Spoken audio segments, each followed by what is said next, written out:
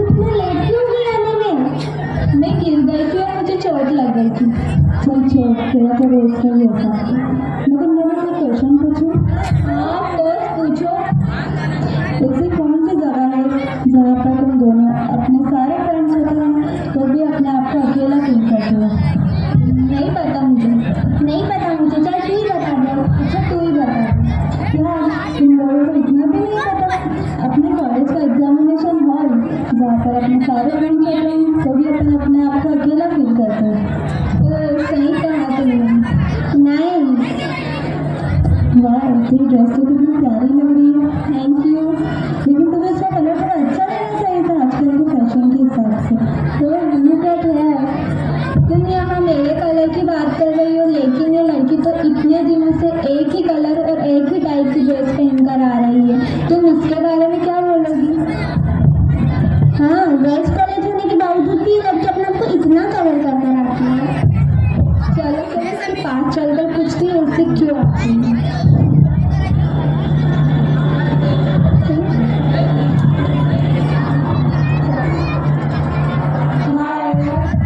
अस्सलामुअलैकुम वरहमतुल्लाहि वबरकातुहू। जब आप किसी से मिले या बात करें तो पहले सलाम किया करें। वालेकुम अस्सलाम वरहमतुल्लाहि वबरकातुहू। लेकिन सलाम का मतलब क्या होता है? देश में तुम पर सलामती हो, अल्लाह ताला की रहमतें हो और उसकी बरकतें हो। वाह, नाइस मीनिंग। ये तो हमें पता ही नहीं था। हम तुमसे क्वेश्चन पूछो? हाँ ऑफ कोर्स। तुम इतना काला काला कवर होकर क्यों आती हो? तुम इतनी बड़ी बेडशीट में चलती कैसे हो? तुम्हें दिखता कैसे हो? तुम्हें सांस लेने में प्रॉब्लम नहीं होती? तुम सब इतने क्वेश्चन इसलिए कर रही हो क्योंकि तुम्हें पर्दे की इम्पोर्टेंस मालूम नहीं है। तुम कॉलेज में भी इसी तरह आती हो, तुम्हें कैंसिल नहीं होता? कॉलेज हो या कोई सी भी प्लेस, ये नकाब मेरी सेफ्टी के लिए है, इसमें शर्म वाली क्या बात? इसमें कैसी सेफ्टी? इससे क्या होगा? जब बेपर्दा औरत घर के बाहर निकलती है तो शैतान दूसरों का दिल उसकी तरफ माइल करता है, अट्रैक्ट करता है। लेकिन जब हम पर्दे के साथ घर के बाहर निकलते हैं तो यही नकाब, यही पर्दा इंसान और शैतान के जहरीले तीर से हमारी हिफाजत करता है। अल्लाह ताला ने कुरान में फरमाया, वगरना फी ब्यूतिकुन्ना वला तबरुजना व तबरुज्जल जाहिलियतल उला, कि अल्लाह ताला ने इरशाद फरमाया कि तुम अपने घरों में करार के साथ रहो और कदीम ज़माने जहालियत की तरह अपनी नुमाइश ना करती फिरो। तो क्या हुआ? हम भी तो मुसलमान हैं, हम भी इसी तरह से आते हैं, तुम भी इसी तरह से आया करो। ये तो आजकल का फैशन है, सभी इसी तरह से रहते हैं, तुम भी इसी तरह से रहा करो। सब में और हम में बहुत फर्क है। हम मुसलमान कौम की औरत है और औरत का मतलब ही छुपाई जाने वाली चीज़ है। तुम्हें ऐसे समझ नहीं आएगा। मैं तुम्हें एक एग्जाम्पल देती हूँ।